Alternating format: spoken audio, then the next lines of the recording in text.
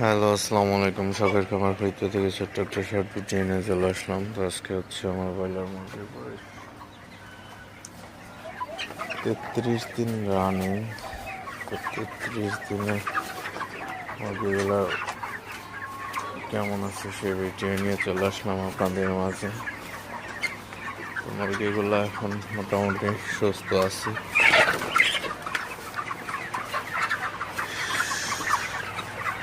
তো প্রচুর পরিমাণে গরম, একটু পরেই রোদ উঠে গেলে অবস্থা খারাপ হয়ে যাবে। এই হচ্ছে অবস্থা।